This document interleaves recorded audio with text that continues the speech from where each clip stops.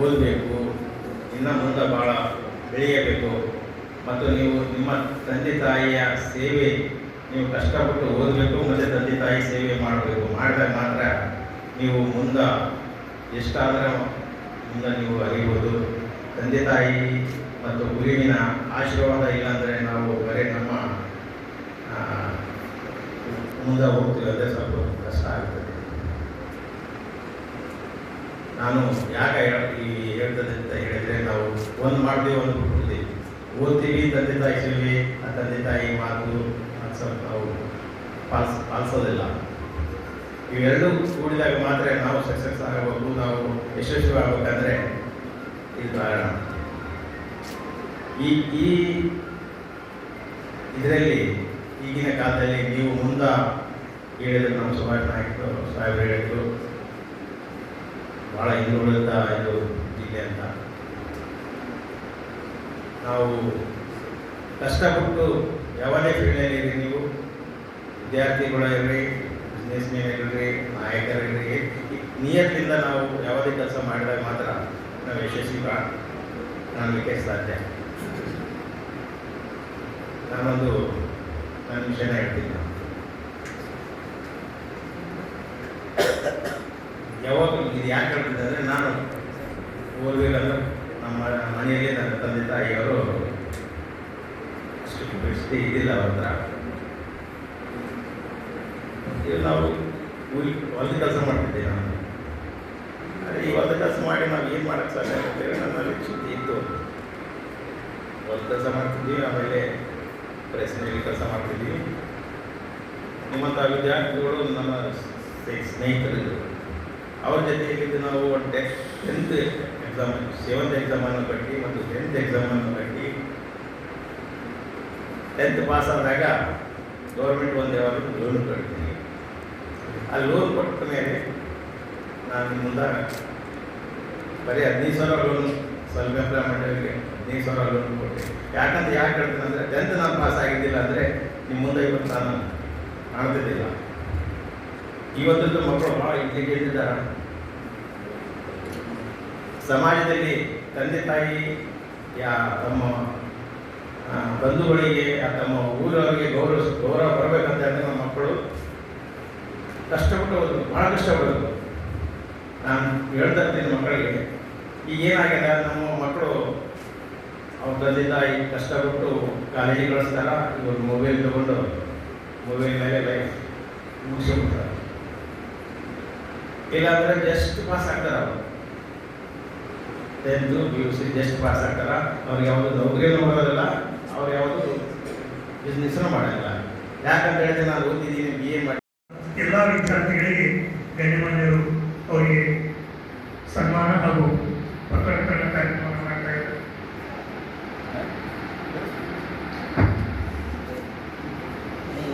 आप भी चले आ जाओगे तो शुक्र भाई आप में इधर ये तो इधर आप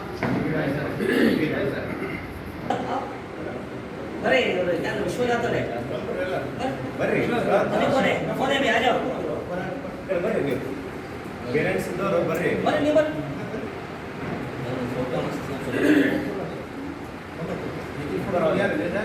ಮಾಡಬೇಕೆಂಬ ಒಂದು ಯೋಚನೆ ಮಾಡಿ ನಾವು ಈ ಕಾರ್ಯಕ್ರಮವನ್ನು ಸಂಕ್ಷಿಪ್ತ ಸಮಯದಲ್ಲಿ ನಾವು ನಿರ್ಣಯ ಮಾಡಿದ್ದೇವೆ. ಏಕೆಂದರೆ ಬಹಳಷ್ಟು ಅದು ನಮ್ಮ ಕಾರ್ಯಕ್ರಮವನ್ನು ಶೋಭೆ ತಂದಕ್ಕೆ ತಮ್ಮೆಲ್ಲರಿಗೂ ನಾನು ಸ್ಥಳೀಯ ಅಧ್ಯಕ್ಷನ ನೆಲೆಯಲ್ಲಿ ನಿಮಗೆ ನಾನು ಕೃತಜ್ಞತೆ ಸಲ್ಲಿಸುತ್ತಾ ನನ್ನ ಪ್ರಾಸ್ತಾವಿಕದೊಳಗೆ ನಾನು ಅಲ್ಪಾಯವಾಗಿದ್ದೇನೆ. ಎಲ್ಲರಿಗೂ ಮುಂದಿನ ದೇಶದ ನಾಯಕನಾಗಿ ಮಾಡಬೇಕು ಅನ್ನೋ ಅನಿಸಿಕೆಗಳನ್ನು ಹಂಚಿಕೊಳ್ಳುತ್ತಾರೆ. ವೆಲ್ಕಮ್ ಪಾರ್ಟಿ ಆಫ್ ಇಂಡಿಯಾದ ಪ್ರದೇಶದ ಶೇಖ್ ಬಾಬಾ ಹುಸೇನ್ ಅವರಿಗೆ ತುಂಬ ಧನ್ಯವಾದಗಳು. ಈಗ ಈ ಒಂದು ಕಾರ್ಯಕ್ರಮದ ಕುರಿತು ಮುಖ್ಯ ಅತಿಥಿಗಳ ಮಾತು. ನಾವು ಆ ಒಂದು ಶಿಕ್ಷಣದಿಂದ ಕೌಶಲ್ಯಗಳನ್ನು, ಮೌಲ್ಯಗಳನ್ನು ಅಳವಡಿಸಿಕೊಂಡು ನಮ್ಮ ಜೀವನ ಗುಣಮಟ್ಟವನ್ನು ಸುಧಾರಿಸಲು ಶಿಕ್ಷಣ ನಮಗೆ ಅವಶ್ಯಕವಾಗಿ ಬೇಕೇ ಬೇಕು. ಇಂಥ ಒಂದು ಶಿಕ್ಷಣ ರಂಗದಲ್ಲಿ ನಮ್ಮ ಮಾನವೀಯ ವಿದ್ಯಾರ್ಥಿಗಳು PUC ವಿಭಾಗದಲ್ಲಿ ಅತಿ ಹೆಚ್ಚಿನ ಅಂಕಗಳನ್ನು ಪಡೆದು ಇವತ್ತು ರಾಜ್ಯ ಮಟ್ಟಕ್ಕೆ, ಜಿಲ್ಲಾ ಮಟ್ಟಕ್ಕೆ ಮತ್ತು ತಾಲೂಕಾ ಮಟ್ಟಕ್ಕೆ ಉತ್ತಮ ಸ್ಥಾನಮಾನವನ್ನು ಪಡೆದಿರತಕ್ಕಂಥ ಎಲ್ಲ ವಿದ್ಯಾರ್ಥಿಗಳಿಗೂ ನನ್ನ ತುಂಬ ಹೃದಯದ ಅಭಿನಂದನೆಗಳನ್ನು ಸಲ್ಲಿಸುತ್ತೇನೆ. ಅದೇ ರೀತಿಯಾಗಿ ಅಂಥ ಒಂದು ವಿದ್ಯಾರ್ಥಿಗಳಿಗೆ ಆ ವಿದ್ಯಾರ್ಥಿಗಳು ಶ್ರಮಪಟ್ಟು ಕಷ್ಟಪಟ್ಟು ಹೆಚ್ಚಿನ ಅಂಕಗಳನ್ನು ಪಡೆದು ಅವರಿಗೆ ಪ್ರೋತ್ಸಾಹವನ್ನು ಕೊಡಬೇಕು ಅಂತೇಳಿ ಈ ಒಂದು ಕಾರ್ಯಕ್ರಮವನ್ನು ಆಯೋಜಿಸಿದ ವೆಲ್ಫೇರ್ ಪಾರ್ಟಿಯ ಎಲ್ಲ ಅಧ್ಯಕ್ಷರು, ಸದಸ್ಯರು, ಕಾರ್ಯಕರ್ತರಿಗೆ ನಾನು ತಾಲೂಕಾ ಶಿಕ್ಷಣ ಸಂಸ್ಥೆಯ ಅಧ್ಯಕ್ಷನಾಗಿ ಅವರಿಗೆ ಅಭಿನಂದನೆಗಳನ್ನು ಸಲ್ಲಿಸ್ತೇನೆ. ಯಾಕಪ್ಪ ಅಂತಂದರೆ ಯಾರಾದರೂ ಒಬ್ಬರು ಸಾಧನೆ ಮಾಡಿದ್ದಾರೆ, ಯಾರಾದರೂ ಒಬ್ಬರು ಉತ್ತಮ ಕಾರ್ಯಗಳನ್ನು ಮಾಡಿದ್ದಾರೆ ಅಂತಂದರೆ ಅವರಿಗೆ ಬೆಂಬಲಿಸುವುದು, ಗೌರವಿಸುವುದು ನಮ್ಮ ಸಂಸ್ಕೃತಿ. ಅಂಥ ಒಂದು ಸಂಸ್ಕೃತಿಯನ್ನು ಇವತ್ತು ನಮ್ಮ ವೆಲ್ಫೇರ್ ಪಾರ್ಟಿಯ ಶೇಖ್ ಫರೀದ್ ಉಮ್ರಿ ಅವರ ನೇತೃತ್ವದಲ್ಲಿ ಇಂಥ ವಿದ್ಯಾರ್ಥಿಗಳಿಗೆ ಸನ್ಮಾನ ಮಾಡುತ್ತಿರುವುದು ಮತ್ತು ಅವರಿಗೆ ಬೆಂಬಲಿಸ್ತಿರುವುದು ನಿಜವಾಗಲೂ ಇದು ಶ್ಲಾಘನೀಯ ಕಾರ್ಯವೇ. ಈಗ ವಿದ್ಯಾರ್ಥಿಗಳಿಗೆ ಮತ್ತು ತಂದೆ ತಾಯಿಗಳಿಗೆ ನಾನು ಹೇಳೋದಿಷ್ಟೇ, ಹಲವಾರು ವೇದಿಕೆಗಳಲ್ಲಿ ಹೇಳ್ತೀನಿ ನಾನು. ಹೈದ್ರಾಬಾದ್ ಕರ್ನಾಟಕ ಭಾಗ ಅಂದ್ರೆ ಹಿಂದುಳಿದ ಭಾಗ ಅಂತಾರೆ. ಆದರೆ ನಮಗೆ ಪ್ರಕೃತಿ ಮಾತೆ ಯಾವುದೇ ಇದರಲ್ಲಿ ಕೊರತೆ ಮಾಡಿಲ್ಲ ಸರ್, ಯಾವುದೇ ವಿಧದಲ್ಲಿ ಕೊರತೆ ಮಾಡಿಲ್ಲ. ನಾನು ಒಂದೆರಡು ವಿಷಯಗಳನ್ನು ಅದ್ರ ಬಗ್ಗೆ ಹೇಳಲು ಇಷ್ಟಪಡುತ್ತೇನೆ. ಯಾಕಪ್ಪ ಅಂತಂದರೆ ನಮ್ಮ ರಾಯಚೂರಿನ KPTCಯಲ್ಲಿ ನೋಡಿರ್ಬೋದು ನೀವು. ಇಡೀ ನಾವು ಕರ್ನಾಟಕಕ್ಕೆ ಏನಿಲ್ಲ ಅಂದರೆ 50ರಿಂದ 60% ಭಾಗ ಬೆಳಕನ್ನು ನಮ್ಮ ಭಾಗದಿಂದ ಕೊಡ್ತೀವಿ. ನಮ್ಮ ಹಟ್ಟಿ ಅಲ್ಲಿಂದ ಇದು ಒಂದು ರಾಜಕೀಯ ಪಕ್ಷ ಹೌದು.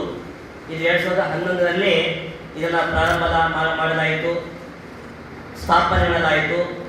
2014ರಲ್ಲಿ ಕರ್ನಾಟಕದಲ್ಲಿ ಪ್ರಾರಂಭ ಆಯಿತು, 11ರಲ್ಲಿ ದಿಲ್ಲಿಯಲ್ಲಿ ಆಯಿತು, 12ರಲ್ಲಿ ಕನ್ನಡದಲ್ಲಿ ಪ್ರಾರಂಭ ಆಯಿತು. ಮಾನ್ವಿಯಲ್ಲೂ ಸಹ ಪ್ರಾರಂಭದಿಂದ ಈ ಪಕ್ಷ ಅಸ್ತಿತ್ವದಲ್ಲಿದೆ. ಈ ವೆಲ್ಫೇರ್ ಪಾರ್ಟಿಯ ಮುಖಾಂತರ ಒಬ್ಬ ಸದಸ್ಯ, ಪುರಸಭೆ ಸದಸ್ಯ ನಾವು ಮೊದಲ ಬಾರಿಗೆ ಇಲ್ಲಿ ನಾವು ಆಯ್ಕೆಯಾಗಿದ್ದೀವಿ. ಅದು ನಾನೇ ಪುರಸಭೆಯಿಂದ ನಾನು ಆಯ್ಕೆಯಾಗಿದ್ದೆ. ಜನರ ಆಶೀರ್ವಾದ ಮತ್ತು ಜನರು ಇಟ್ಟಿರುವಂಥ ಒಂದು ನಂಬಿಕೆಯಿಂದ ಈಗ ಸತತವಾಗಿ 7 ವರ್ಷಗಳಿಂದ ಪುರಸಭೆಯ ಸದಸ್ಯರಾಗಿ ಇದೇ ವಾರ್ಡ್ 25ರಲ್ಲಿ ನಾವು ಕೆಲಸ ಮಾಡ್ತಾ ಬಂದಿದ್ದೀವಿ. ಕೈಲಾದಷ್ಟು ನಾವು ಕೆಲಸ ಮಾಡಿದ್ದೀವಿ. ಸರ್ಕಾರದ ಅನುದಾನವನ್ನು ಸಂಪೂರ್ಣವಾಗಿ ಜನರಿಗೆ ತಲುಪಿಸುವಂಥ ವ್ಯವಸ್ಥೆ ಆಗಿದೆ. ನೋಡಿ, ವೆಲ್ಫೇರ್ ಪಾರ್ಟಿ ಪಕ್ಷದ ಬಗ್ಗೆ ಪ್ರಾರಂಭದಲ್ಲಿ ತಾಲೂಕು ಅಧ್ಯಕ್ಷರಾಗಿರುವಂಥ ಗಚ್ಚಿ ಬಾಬರವರು ತಮ್ಮ ಮುಂದೆ ಸಂಪೂರ್ಣವಾಗಿ ವಿವರಿಸಿದ್ದಾರೆ. ಇವತ್ತಿನ ಸ್ಥಾಪನಾ ದಿನ ಅಂದರೆ 15 ವರ್ಷಗಳು ಪ್ರಾರಂಭ ಆಗ್ತವೆ, 14 ವರ್ಷಗಳು ಮುಗಿದೋಗಿವೆ. ಇಂಥ ಸಂದರ್ಭದಲ್ಲಿ ಇಡೀ ಕರ್ನಾಟಕದಲ್ಲಿ ಸುಮಾರು 5 ನಗರಸಭೆ ಮತ್ತು ಪುರಸಭೆಯಲ್ಲಿ ನಮ್ಮ ಸದಸ್ಯರಿದ್ದಾರೆ. 75 ಗ್ರಾಮ ಪಂಚಾಯಿತಿ ಸದಸ್ಯರು ನಮ್ಮಲ್ಲಿದ್ದಾರೆ. ಅದೇ ರೀತಿಯಾಗಿ ಕೇರಳ, ತಮಿಳುನಾಡು ಮತ್ತು ಮಹಾರಾಷ್ಟ್ರ ಮತ್ತು ರಾಜಸ್ಥಾನ ಮತ್ತು ಪಶ್ಚಿಮ ಬಂಗಾಳ ಈ ರಾಜ್ಯಗಳಲ್ಲಿ ನಮ್ಮ ಸದಸ್ಯರು ಗ್ರಾಮ ಪಂಚಾಯಿತಿ, ತಾಲೂಕು ಪಂಚಾಯಿತಿ ಮತ್ತು ನಗರಸಭೆ, ಪುರಸಭೆಗಳಲ್ಲಿ ಕೆಲಸ ಮಾಡ್ತಾ ಬರ್ತಾ ಇದ್ದೀವಿ. ಇನ್ನುವರೆಗೂ ನಮ್ಮ ಈ ಪಕ್ಷದಿಂದ ಯಾವುದೇ ಒಬ್ಬ MLA ಅಥವಾ MP ಆಗಿಲ್ಲ. ಹೊಸ ಪಕ್ಷ ಇನ್ನು ಪ್ರಾರಂಭದ ಹಂತದಲ್ಲಿ ನಾವು ಹಂತ ಹಂತವಾಗಿ ಹೋಗ್ತಾ ಇದ್ದೀವಿ. ಹೇಗೆಂತಂದರೆ ವೆಲ್ಫೇರ್ ಪಾರ್ಟಿ ಒಂದು ತೆಂಗಿನ ಗಿಡವಾಗಿ ಬೆಳಿಬೇಕಂತೇಳಿ, ಒಂದು ಬಾಳೆಹಣ್ಣಿನ ಗಿಡವಾಗಿ ಬೆಳೆದು ಅಲ್ಲ. ಬಾಳೆಹಣ್ಣಿನಂತೆ ಬೆಳೆದಿರುವಂಥ ಪಕ್ಷಗಳು ನಾವು ನೋಡ್ತಾ ಇದ್ದೀವಿ. ಭಾಳ ಫಾಸ್ಟಾಗಿ ಬೆಳೆದ್ಬಿಟ್ಟು ಮತ್ತು ಭಾಳ ಶೀಘ್ರದಲ್ಲೇ ಅವರು ಮುಕ್ತಾಯ ಹಂತಕ್ಕೂ ಹೋಗಿದ್ದಾರೆ. ಅಂಥ ಪಕ್ಷದ ಮುಖಂಡರು ಸಹ ಇವತ್ತು ನಾವು ಜೈಲಿಗೆ ಹೋಗಿ ಬಂದಿರುವಂಥ ಉದಾಹರಣೆ ನಾವು ಕಾಣ್ತಾ ಇದ್ದೀವಿ. ಆದರೆ ವೆಲ್ಫೇರ್ ಪಾರ್ಟಿ ಯಾವುದೇ ಬಿರುಗಾಳಿ ಬರಲಿ, ಯಾವುದೇ ಒಂದು ವಾತಾವರಣ ಆಗಲಿ, ಅದು ಸಹ ಆ ಒಂದು ಹೆಮ್ಮರವಾಗಿ ಹೇಗೆ ತೆಂಗಿನಕಾಯಿ ಮರ ಗಟ್ಟಿಯಾಗಿ ನಿಲ್ಲುತ್ತದೆ, ಅದೇ ರೀತಿಯಾಗಿ ನಾವು ವೆಲ್ಫೇರ್ ಪಾರ್ಟಿ ನಿಲ್ಲಬೇಕನ್ನುವಂಥದ್ದು. ಈ ಜನಸೇವೆ ಅನ್ನುವಂಥದ್ದು MLA ಆಗಿ ಅಥವಾ MP ಆಗಿಯೇ ಮಾಡಬೇಕಂತೇನಿಲ್ಲ. ಪ್ರಾರಂಭದಲ್ಲಿ ಜನರ ಮಧ್ಯೆ ಗ್ರಾಮ ಪಂಚಾಯಿತಿ ಮತ್ತು ತಾಲೂಕು ಪಂಚಾಯಿತಿ ಮತ್ತು ಪುರಸಭೆಯ ಮುಖಾಂತರ ಜನಸೇವೆ ಮಾಡುವಂಥ ಉದ್ದೇಶ. ಒಟ್ಟಾರೆಯಾಗಿ ವೆಲ್ಫೇರ್ ಪಾರ್ಟಿಯ ಒಂದು ಉದ್ದೇಶ ಏನಪ್ಪ ಅಂದರೆ ಈ ಭಾರತ ದೇಶದಲ್ಲಿ ಕಲ್ಯಾಣ ರಾಜ್ಯ ಆಗಬೇಕು. ಇಲ್ಲಿರುವಂಥ ಪ್ರತಿಯೊಬ್ಬ ಮನುಷ್ಯನಿಗೆ ಹೊಟ್ಟೆಗೆ ಊಟ ಮತ್ತು ಮೈ ಕೈ ಮುಚ್ಚಲಿಕ್ಕೆ ಬಟ್ಟೆ ಮತ್ತು ಒಂದು ಸೂರು ಅವನಿಗೆ ಇರಬೇಕು, ಒಂದು ಮನೆಯವನಿಗೆ ಇರಬೇಕು. ಆ ರೀತಿಯಲ್ಲಿ ಯಾರೂ ಸಹ ಇಲ್ಲಿ ಬಡವರಾಗಿ ಇರಬಾರ್ದು, ಯಾರೂ ಸಹ ಇಲ್ಲಿ ಹಸಿವೆಯಿಂದ ಬಳಲುವಂಥ ವ್ಯಕ್ತಿಗಳು ಇರಬಾರ್ದು. ಅಂಥ ಒಂದು ವ್ಯವಸ್ಥೆಯಲ್ಲಿ ನಿರ್ಮಾಣ ಆಗಲಿ, ಅದಕ್ಕಾಗಿ ಒಂದು ಪರ್ಯಾಯ ರಾಜಕೀಯ ಕೊಡಬೇಕು ಅನ್ನೋ ಉದ್ದೇಶ.